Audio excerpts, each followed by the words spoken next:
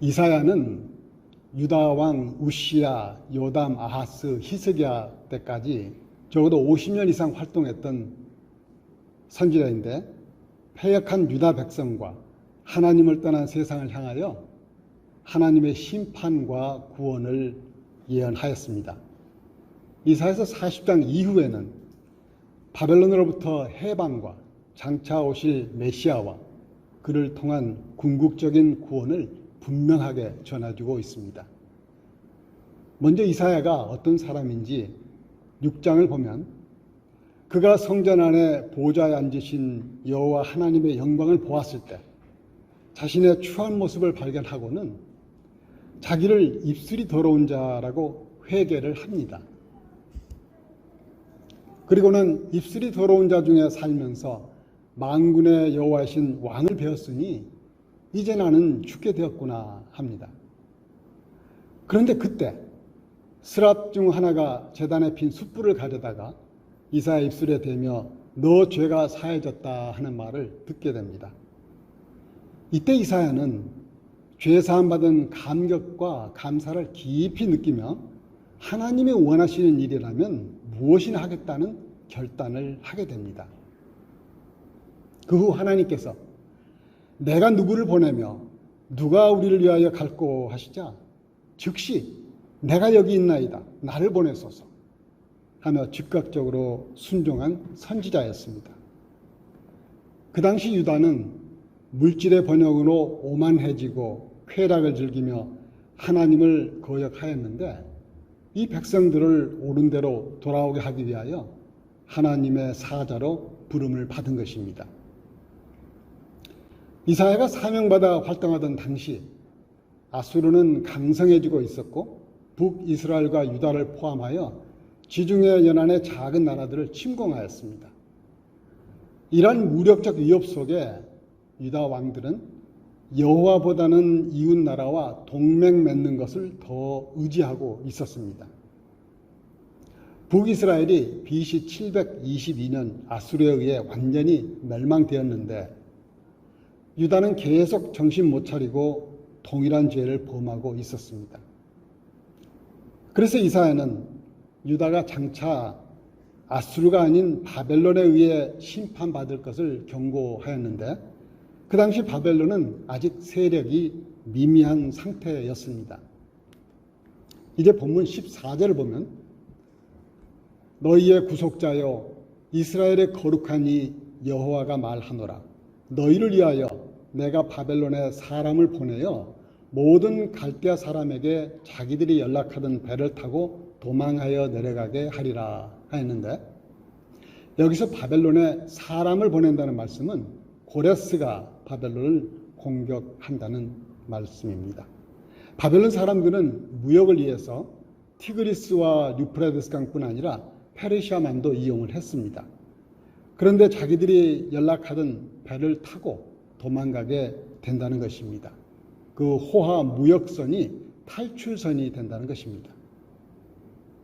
이사야는 이 말씀을 받으면서 유다가 죄로 인해 엄청난 환난을 겪겠지만 결국 환난의 끝이 있겠구나 생각하며 이 말씀을 기록했을 것입니다. 그런데 14절에 이 말씀을 하시는 자가 과연 누군가? 15절을 보니 나다 라고 말씀하시는 것입니다. 다시 말해 이 말을 하고 있는 나는 여호와 너희의 거룩한 이요 이스라엘의 창조자요 너희의 왕이니라 하시며 확실하게 알려주시는 것입니다. 구속자가 누구인지를 말씀해 주신 것입니다. 이것은 하나님이 어떤 분이신지 알면 바른 신앙을 가질 수 있기 때문입니다. 하나님은 이스라엘의 창조자이실 뿐 아니라 바로 저와 여러분의 창조자이시고 우리의 왕이십니다. 나의 구속자이시며 나의 인생의 주인이십니다. 인생의 굽이굽이 어려움에 처했을 때 사람으로서는 도저히 생각할 수 없는 기적을 일으키시고 생명의 길로 인도하시는 분이십니다. 믿음의 사람들은 이러한 체험을 대부분 갖고 계신 것으로 생각됩니다. 그리고 16, 17절에서 나 여호와가 이같이 말하노라. 바다 가운데 길을, 큰 물 가운데 지름길을 내고 병거와 말과 군대의 용사를 이끌어내어 그들이 일시에 엎드러져 일어나지 못하고 소멸하기를 꺼져가는 등불 같게 하였느니라 하며 홍해에서의 구원 사건을 말씀하십니다. 또 18절에서 너희는 이전 일을 기억하지 말며 옛날 일을 생각하지 말라 하셨는데, 이것은 출애굽 때의 놀라운 사건에 집착해 그날에 대한 향수를 그리워하며 현실을 절망적으로 생각하지 말라는 것입니다. 즉 하나님께서 앞으로도 그때와 같은 구원을 베푸실 것이니 소망을 가지라는 것입니다. 다시 말해 하나님은 이스라엘에 베푸신 과거의 구원과 또 미래에 베푸실 구원에 대하여 언급하시면서 자기 백성들이 지금 구원의 확신을 갖도록 권면하고 계십니다. 오히려 출애굽 사건보다 더 크고 위대한 새 일을 행하시겠다는 하나님의 의지입니다. 19, 20절을 보면 보라 내가 새 일을 행하리니 이제 나타낼 것이라. 너희가 그것을 알지 못하겠느냐? 반드시 내가 광야의 길을 사막의 강을 내리니 장차 들짐승 곧 승냥이와 타조도 나를 존경할 것은 내가 광야의 물을 사막의 강들을 내어 내 백성 내가 택한 자에게 마시게 할 것임이라. 여기서 새 일은 인간의 눈으로는 불가능해 보이지만 하나님께서 고레스를 통해 바벨론 포로에서 해방시켜 주시는 일입니다. 이사야는 고레스가 태어나기도 전 페르시아의 고레스 왕 등장을 예언했는데, 고레스는 BC 539년 바벨론을 정복하고 다음 해인 BC 538년에 유다 백성을 고국으로 돌아가도록 칙령을 내립니다. 이 기적 같은 사건은 신약 시대에 와서는 그리스도로 말미암아 하나님의 모든 백성이 죄와 사망으로부터 구원받는 것을 보여주고 있습니다. 고레스는 이스라엘을 바벨론으로부터 구원한 도구에 불과하지만 그리스도는 인류를 죄의 사슬로부터 끊어내는 완전한 구원을 이루십니다. 사실 출애굽 사건 이후 인간은 지속적으로 하나님을 거역하며 살아왔고 또 바벨론 포로에서 구원받은 후에도 인간의 죄성은 여전하여 하나님께서는 말라기 선지자 이후 예수님 오시기까지 400년간 침묵하시지 않았습니까? 그러므로 바벨론 포로에서 해방되어 예루살렘으로 귀환한 것보다 더 진정한 새 일은 바로 하나님께서 사람의 몸으로 이 땅에 오셔서 죄에 묶여있는 사람들에게 참 자유를 주시는 것뿐입니다. 그래서 이사야서는 약 700년 후에 오실 예수 그리스도에 대한 예언이 매우 소상히 나와 있습니다. 참으로 놀라울 정도로 예수님에 대한 자세한 기록입니다. 이사야 53장 5절 6절을 함께 읽겠습니다. 그가 찔림은 우리의 허물 때문이요 그가 상함은 우리의 죄악 때문이라.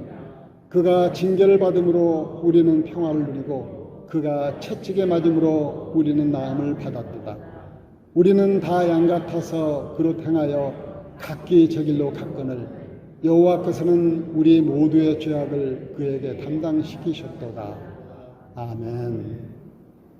이것이 하나님께서 계획하신 광야의 길을 사막의 강을 내신다는 진정한 새 일입니다. 본래 광야는 길도 없고 물도 없어 사람이 살기에 적합한 곳이 아닌데 하나님은 필요에 따라 우리를 광야로 내몰기도 하십니다. 창세기를 보면 아버지 이삭과 형 에서를 속였던 야곱을 다루실 때도 삼촌 라반을 만나 많은 속임수를 당하며 고통을 겪게 하셨습니다. 하나님께서 광야를 허락하실 때는 선하신 뜻이 있습니다. 단지 그 뜻을 우리가 잘 몰라 광야 가운데 걸을 때 우리들은 고통스러워합니다. 시편 119편 75절에 여호와여 내가 알거니와 주의 심판은 의로우시고 주께서 나를 괴롭게 하심은 성실하심 때문입니다 라고 기록되어 있습니다. 야곱 역시 하나님의 성실하심 때문에 빼앗는 자 야곱에서 축복의 사람 이스라엘로 끝이 좋은 사람이 된 것을 우리가 보았습니다.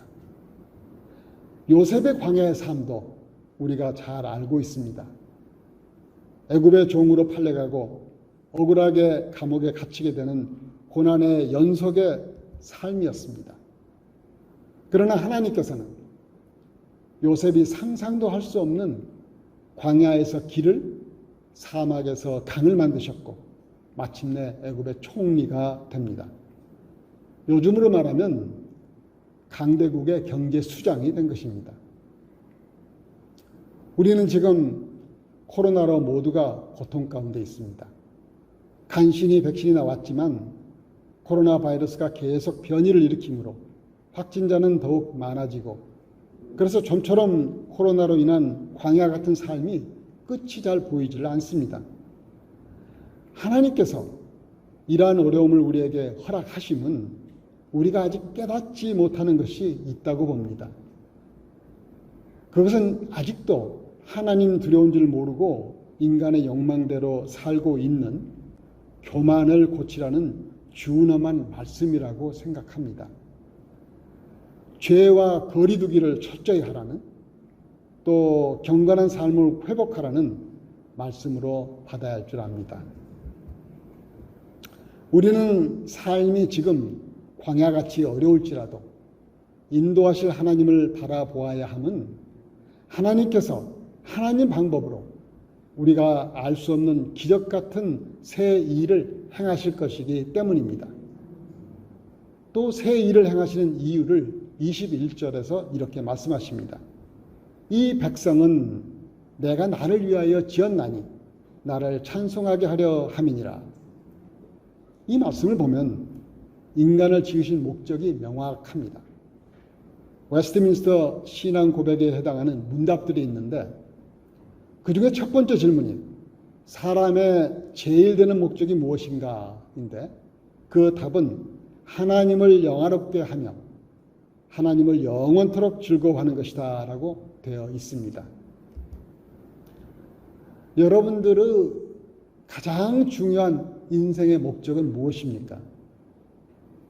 가장 행복한 삶, 가장 성공한 삶은 우리를 지으신 분의 목적에 맞게 사는 것이 아니겠습니까? 출애굽기 19장을 보면 하나님께서 이스라엘을 구원하신 목적을 말씀하셨는데 같이 함께 읽어보겠습니다. 출애굽기 19장 내가 애굽 사람에게 어떻게 행하였음과 내가 어떻게 독수리 날개로 너희를 업어 내게로 인도하였음을 너희가 보았느니라. 세계가 다 내게 속하였나니 너희가 내 말을 잘 듣고 내 언약을 지키면 너희는 모든 민족 중에서 내 소유가 되겠고 너희가 내게 대하여 제사장 나라가 되며 거룩한 백성이 되리라. 아멘. 이 말씀에서 하나님의 소유가 되고 제사장 나라가 되며 거룩한 백성이 되게 하시려고 독수리 날개로 업어 인도하셨다고 하십니다. 저와 여러분을 구원하신 목적도 이스라엘을 구원하신 목적과 동일합니다. 우리가 사탄의 소유가 아니고 하나님의 소유가 되게 하시려고 구원하신 것입니다. 베드로는 베드로전서 2장 9절에서 그러나 너희는 택하신 족속이요 왕같은 제사장들이요 거룩한 나라요 그의 소유가 된 백성이니 이는 너희를 어두운 데서 불러내어 그의 기이한 빛에 들어가게 하신 이의 아름다운 덕을 선포하게 하려 하심이라 하였는데 이는 하나님의 소유된 백성들이 어둠 속에 헤매는 많은 사람들에게 하나님을 알도록 선포하게 하려는 것입니다. 그러면 우리의 삶을 통하여 하나님께서 영광 받으시고 우리는 하나님을 찬송하는 복된 인생이 될 것입니다. 이어지는 22절 이후를 보면 이스라엘 백성들은 그동안 자기 죄를 무거운 짐으로 여겼어야 했는데 오히려 죄 사함을 위한 재물을 무거운 짐으로 여겼습니다. 이것은 물질의 문제뿐만 아니라 죄의 자백과 회개의 과정이 없었다는 것을 알 수 있습니다. 이러한 삶의 연속은 깊은 죄에 계속 빠질 수밖에 없으므로 그것이 하나님을 괴롭게 해드린 것입니다.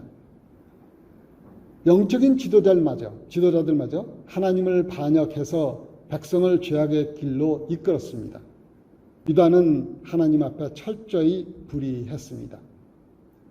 그래서 유다를 바벨론의 비방거리가 되게 버려두었습니다. 그러나 하나님의 일방적인 은혜로 유다의 죄를 용서하시고 또 그 죄를 기억지 않겠다고 하십니다. 출애굽 사건보다도 바벨론의 억압에서 풀려난 것보다도 더 놀라운 새 일이 우리 삶에 일어났습니다. 그것은 로마서 5장에서 바울이 말한 대로 우리가 연약할 때, 죄인 되었을 때, 하나님과 원수 되었을 때 십자가에 달리신 예수님의 사랑으로 나타났습니다. 죄로 인해 죽을 수밖에 없는 우리 인생에 찾아오신 예수님. 사실 이보다 더 크고 놀랍고 새로운 일이 또 어디 있겠습니까? 그런데 우리는 이 새 일에 둔감해져 있는 것은 아닌지 생각해야 할 때입니다. 이러한 크고 놀라운 새 일을 행하신 여호와 하나님을 영화롭게 해드리기를 소원하며 말씀을 마치겠습니다. 기도하시겠습니다. 하나님 아버지, 소망 없는 우리들에게 예수님께서 찾아오셔서 생명의 길로 인도하시니 감사합니다. 우리가 하나님의 뜻을 이루도록 인도하여 주시고 영원히 하나님만 찬송하게 하옵소서. 우리에게 새 일을 행하신 예수님 이름으로 기도합니다.